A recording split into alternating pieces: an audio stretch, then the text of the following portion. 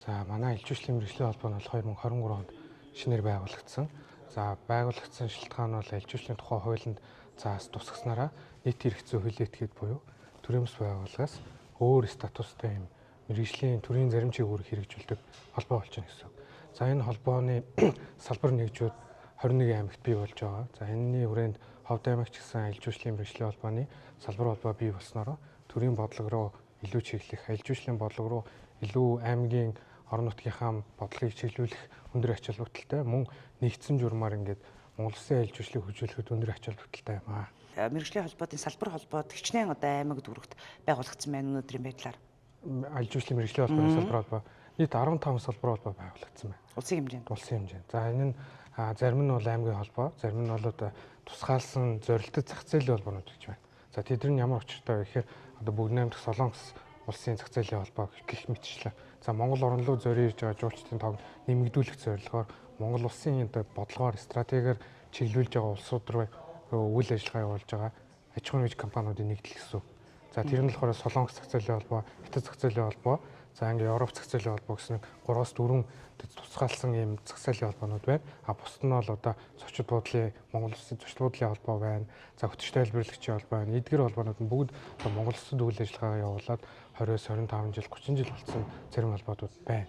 Тэгээ эдгээр одоо ингээд салбар холбоодууд орж иж байна. Мөн одоо аймагуудын холбоодууд мөн орж ирж байна. Тэгээ хамгийн сүүлд бол одоо Дорногов аймгийн салбар холбоо хязгаарлалт нь хэрхээ сая 2-7 хоногийн өмнө авсан. Одоо ингээд Ховд аймгийн авч байна.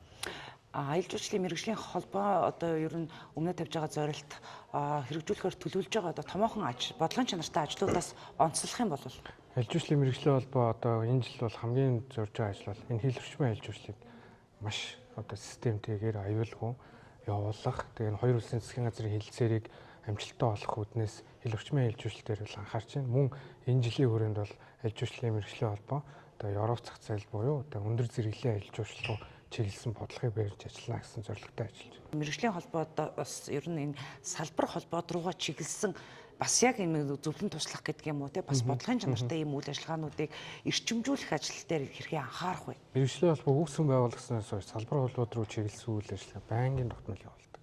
За энэ ямар ажлууд явагддаг вэ гэхээр сургалт судалгаа, мэргэжилтэнгийн нэтгэжүүлэх, чадахжуулах болон мэдээллээр хангах байнгын уялдаа холбоотой ажилладаг гэсэн. Ерөөсөө өдөр тутмын.